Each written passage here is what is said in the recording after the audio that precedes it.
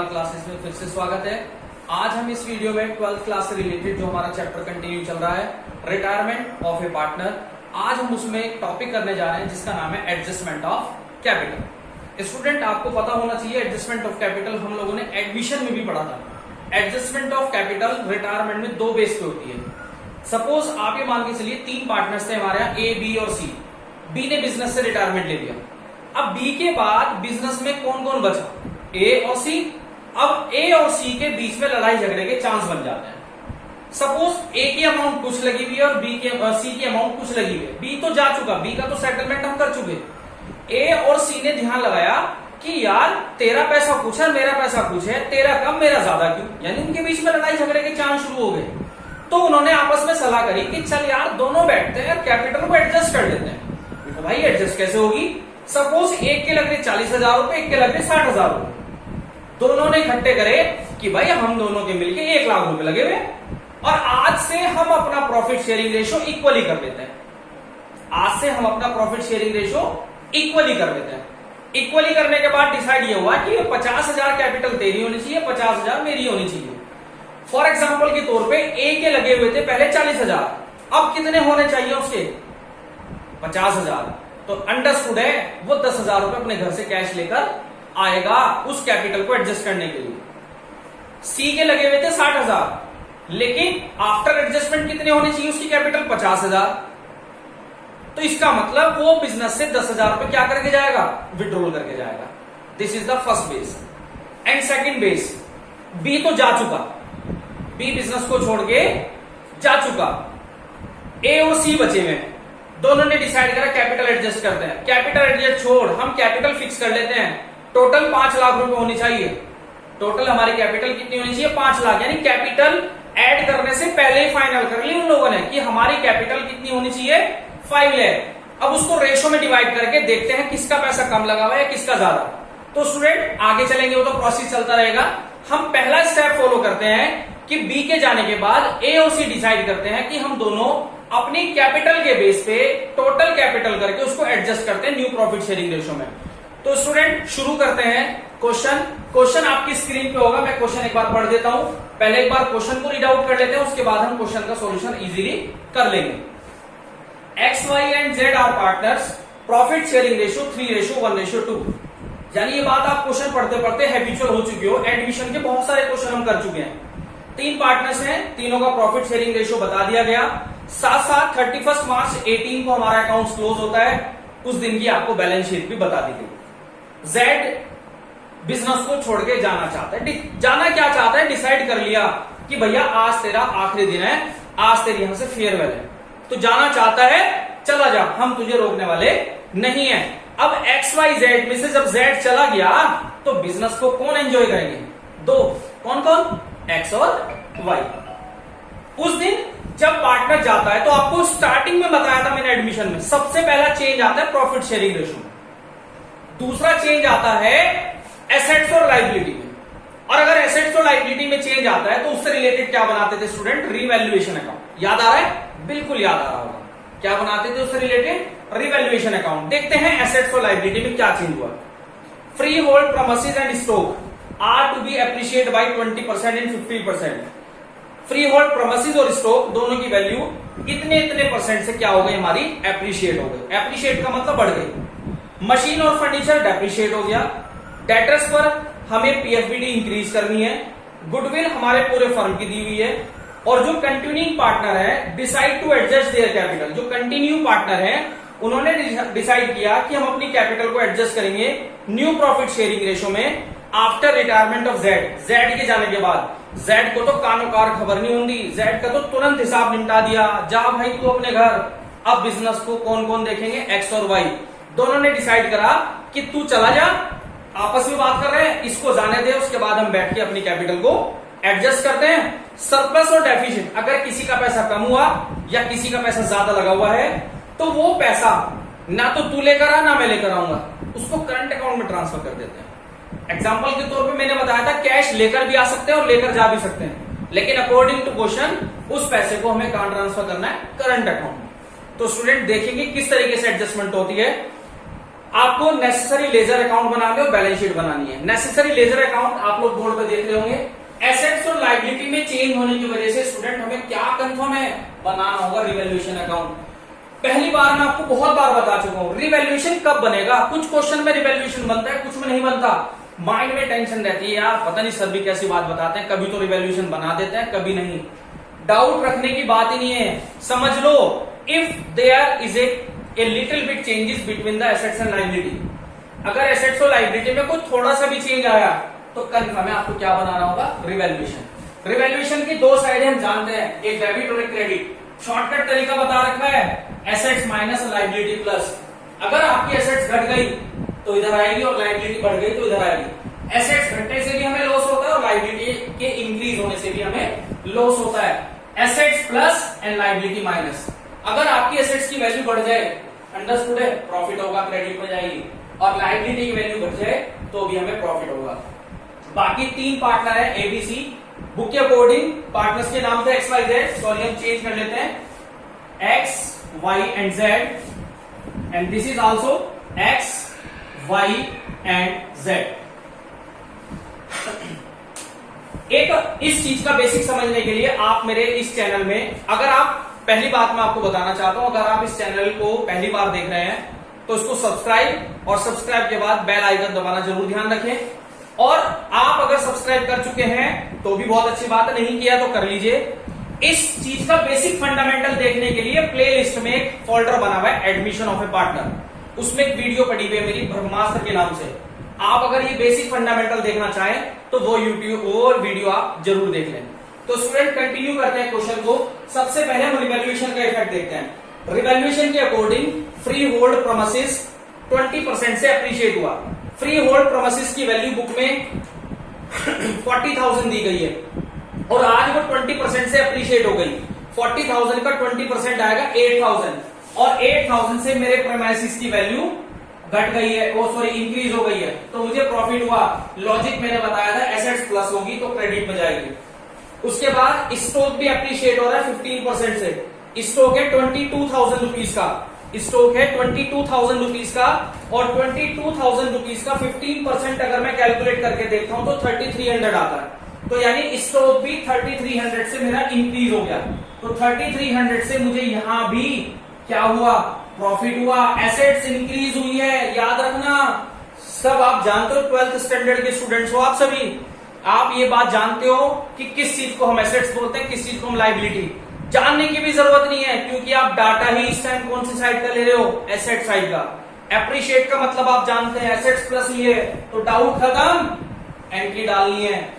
उसके बाद मशीन और फर्नीचर दोनों डेप्रिशिएट हुए हैं। डेप्रिशिएट होने का मतलब मशीन की वैल्यू भी हमारी घट गई, यानी मशीन हमारी एसेट्स है, एसेट्स की वैल्यू भी घट गई, और मशीन के साथ साथ फर्नीचर की वैल्यू भी घट गई। अब कितनी घटी है कैलकुलेट करके देखते हैं। मशीन की वैल्यू पर 30,000, 10% से घटी है। 30,000 का 10% अगर आप कैलकुलेट करेंगे तो 3,000 आएगा।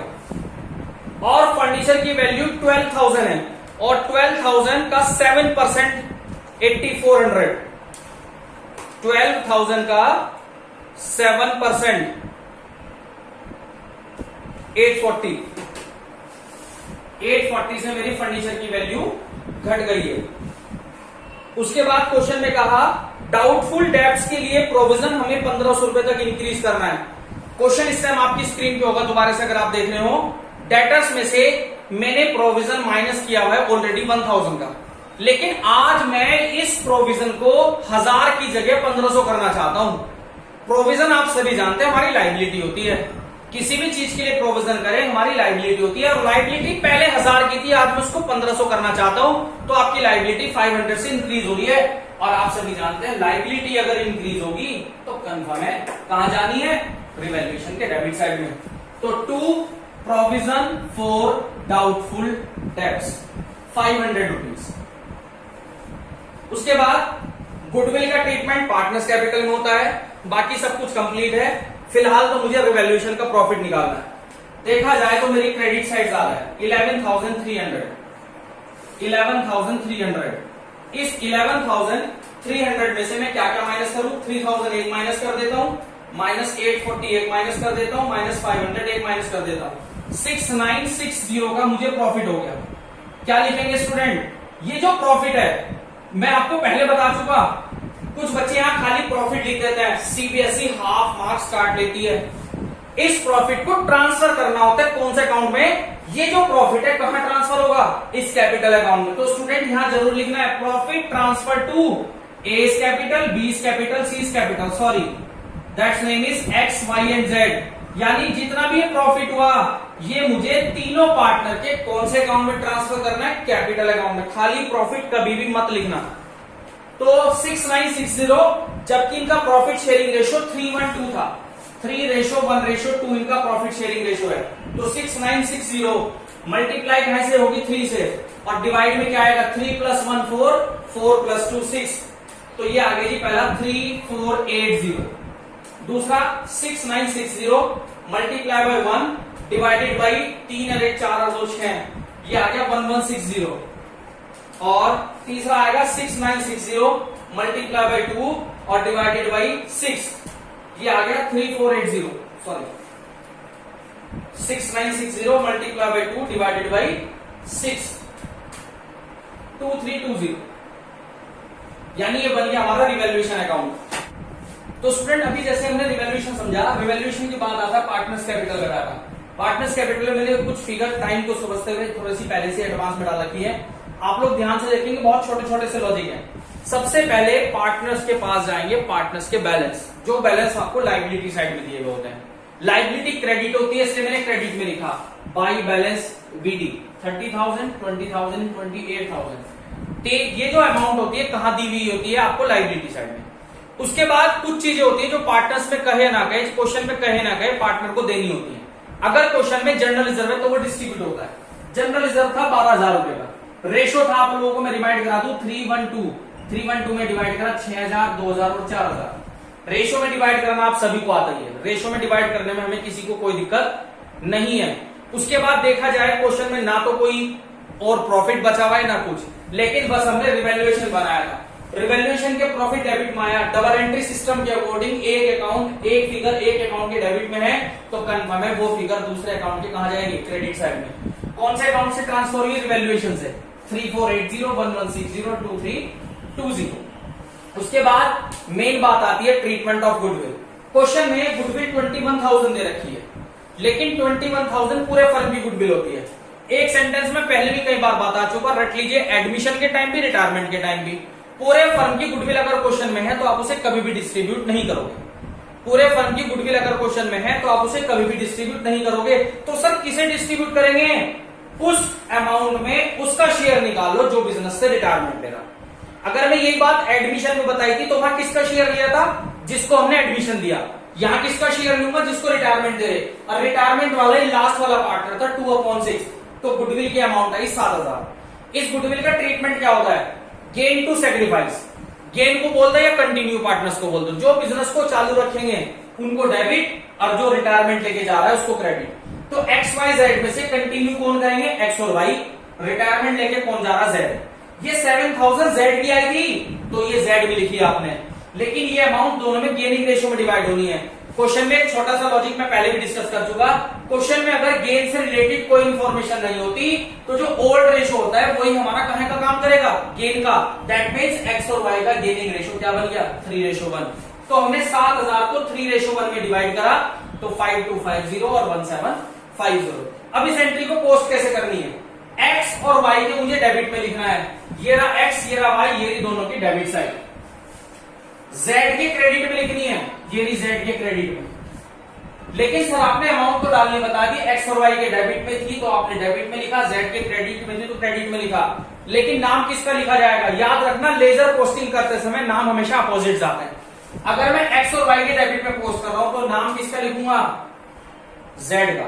और अगर जेड में एंट्री पोस्ट कर रहा हूं तो नाम किसका लिखूंगा? एक्स और वाई का। अकॉर्डिंग टू क्वेश्चन सब चीज पूरी जा चुकी। सबसे पहले उस आदमी को यहां से हंसते हंसते विदा करो जो रिटायरमेंट लेना चाहता है।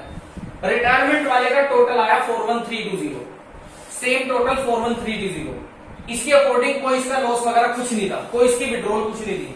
तो जो इसका बैलेंस बचा हुआ है, इसके 3 स्टेप बताए थे, या तो इसको सारी अमाउंट पेड कर दी जाए, या इसको कुछ अमाउंट पेड की जाए, कुछ ट्रांसफर की जाए लोन अकाउंट में, या सारी की सारी लोन में ट्रांसफर किया जाए। अगर क्वेश्चन साइलेंट होता है तो सारी की सारी अमाउंट कहां ट्रांसफर होती है, उसके लोन अकाउंट में। तो यानी 41320 सारी की सारी मैंने रिटायरमेंट वाले पार्टनर के लोन अकाउंट में ट्रांसफर कर दी। बाकी दोनों पार्टनर ने एज यूजुअल बिजनेस को चालू रखना है, तो दोनों ने टोटल लगा के अपने आंसर कैलकुलेट कर लिए। लेकिन इन दोनों ने बेचारों ने आपस में प्यार मोहब्बत रखते हुए आपस में बैठ के सलाह करी, भाई देख मेरा पैसा इतना है, मेरा पैसा इतना है, कल को तू और मैं लड़ाई झगड़ा ना करें, इसका क्या करना, सेम लगी रहने या चेंज करनी। भाई ऐसा है जो रेशो है उसके अकॉर्डिंग एक्सेप्ट करेंगे। इनको अच्छा ठीक है, दोनों की है कितनी, मैंने दोनों का टोटल करके देखा तो वो 55640 आया। अब ये कहने लगे हमारी जो कैपिटल है 55640, इस टोटल कैपिटल में हमारा रेशो 3:1 है। एक्स कह रहा है कि मेरी कैपिटल इस रेशो में होनी चाहिए, वाई कह रहा है मेरी कैपिटल इस रेशो में होनी चाहिए। तो ठीक है, जो होनी चाहिए वो हमारा बैलेंस शीट है, यानी इस 55640 को मैंने उनके न्यू रेशो में डिवाइड कर दिया। यानी अब ध्यान से देखना, इसकी इतनी होनी चाहिए लेकिन इतनी है, बाकी कहां से आएगी। 41730 इसकी कैपिटल होनी चाहिए, 41730 इसकी कैपिटल होनी चाहिए, लेकिन अकॉर्डिंग टू फाइनलाइजेशन 41730 में से उसकी कैपिटल 37230 है, तो बाकी 4500 क्वेश्चन में कहा अगर कोई सरप्लस या डेफिसिट है तो वो करंट अकाउंट से पूरा किया जाएगा। अगर कोई सरप्लस या डेफिसिट है तो वो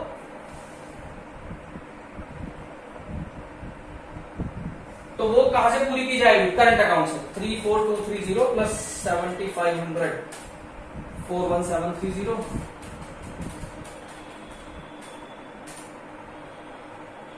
ठीक है जी। अब ऐसे ही उसका देखते हैं, इसकी कैपिटल ऑलरेडी ज्यादा है 21410, सेम टोटल यहां पर आ गया 21410, इतनी उसकी कैपिटल ऑलरेडी लगी हुई है लेकिन होनी है सिर्फ 13910, तो बाकी के 7500 कहां ट्रांसफर करने हैं, करंट अकाउंट में। ये इंफॉर्मेशन कहां से मिली, हमें क्वेश्चन से मिली है कि अगर कोई पार्टनर्स की डेफिशिट या कोई सरप्लस बचता है तो उसको कहां ट्रांसफर करना है, करंट अकाउंट में। यानी हमें एडजस्टमेंट किसके थ्रू करनी थी, करंट अकाउंट के थ्रू। पार्टनर्स कैपिटल पूरा बन चुका है, लास्ट 2 मिनट का क्वेश्चन बचा है, बैलेंस शीट जो हमें बनानी है। बैलेंस शीट बनाना बहुत आसान होता है, क्वेश्चन के अकॉर्डिंग चलना है, कुछ नहीं दिमाग लगाने के काम ही नहीं है, दिमाग को बचा के रखना है, इस्तेमाल सिर्फ अपने हाथ पैर चलाने हैं। कैसे लिखना है, क्वेश्चन के अकॉर्डिंग, जैसे क्वेश्चन में जुगत उतारनी है, लेकिन अगर एसेट्स लायबिलिटी में कुछ चेंज हुआ था तो उसको ध्यान रखना है। कभी एसिडी सारते चले हुए सर ने कहा था एसिडी सार नहीं, लेकिन ध्यान रखना है अगर कोई चेंज हुआ है तो उसको भी आपको ध्यान से डालना होगा। तो क्वेश्चन के अकॉर्डिंग सबसे पहले बिल्स पेबल दिया हुआ है, मैं भी बिल्स पेबल लिखूंगा। बिल्स पेबल की वैल्यू 12000 दे रखी है, क्वेश्चन में कोई चेंज नहीं है तो मैंने भी 12000 ही लिखा, मैंने भी बिना चेंज करे हुए सेम फिगर लिखी। क्रेडिटर जो है 28000 के दिए हुए हैं, कोई चेंज नहीं है तो मैंने भी सेम लिख दिया। उसके बाद जनरल रिजर्व दिया हुआ है, स्टूडेंट आप सभी ध्यान से देख रहे हैं, जनरल रिजर्व ऑलरेडी पार्टनर में डिस्ट्रीब्यूट हो चुका, जो चीज ऑलरेडी पार्टनर को जा चुकी वो हमारे पास नहीं बची। अब नहीं बची तो मैं बैलेंस शीट में क्यों लिखूं। उसके बाद कैपिटल बचा हुआ है, कैपिटल किस किस की बची, एक्स और वाई की, क्योंकि जेड तो जा चुका, अब बिजनेस में कैपिटल एक्स और वाई की लगी हुई है। कौन सी लगी हुई, जो बाद का बैलेंस है 41730 और 13910। लेकिन अभी भी हमारे पास जेड का लोन बाकी है, जेड को हमें कितनी अमाउंट पेड करनी है इन फ्यूचर, 41320 हमारा जेड का लोन आ गया। उसके बाद एसेट साइड देखनी है, एसेट साइड प्रेमाइसिस था, प्रेमाइसिस 40000 था, याद होगा प्रेमाइसिस 8000 से इंक्रीज हुआ तो 40 प्लस 8 40 प्लस 8 टोटल हो गया 48। मशीन पहले थी 30 की और मशीन 3000 से घट गई तो 30 माइनस 3 कितने रह गए 27। फर्नीचर 12000 का है, फर्नीचर जो है 12000 का है, 840 से माइनस हो गया। अगर मैं 12000 में से 840 माइनस कर देता हूं तो मेरे पास फर्नीचर कितने का बचा, 1160। कितना बचा है 1160। फर्नीचर के बाद स्टोव बचा हुआ है, स्टोव 22000 का है लेकिन स्टोव 3300 से इंक्रीज हो गया था, 22000 प्लस 3300 टोटल हो गया 25,300। टोटल कितना हो गया 25,300। डेटर की तरफ अगर हम ध्यान दें तो हमारे पास डेटर 20-1 थे, यानी 19 के थे, लेकिन 19 में प्रोविजन और माइनस हो गया 500 का। तो 19,000 में से अगर मैं 500 और माइनस करूंगा तो मेरे डेटर बचेंगे 18,500। और लास्ट में बचा हुआ है कैश। कैश में कोई चेंज नहीं तो सेम लिखा 7,000 का। कैश में कोई चेंज नहीं है तो सेम लिखा 7,000 का। ये सब डालने के बाद अब आप सोच रहे होंगे सर ये करंट अकाउंट भी तो कहीं ना कहीं पोस्ट होंगे।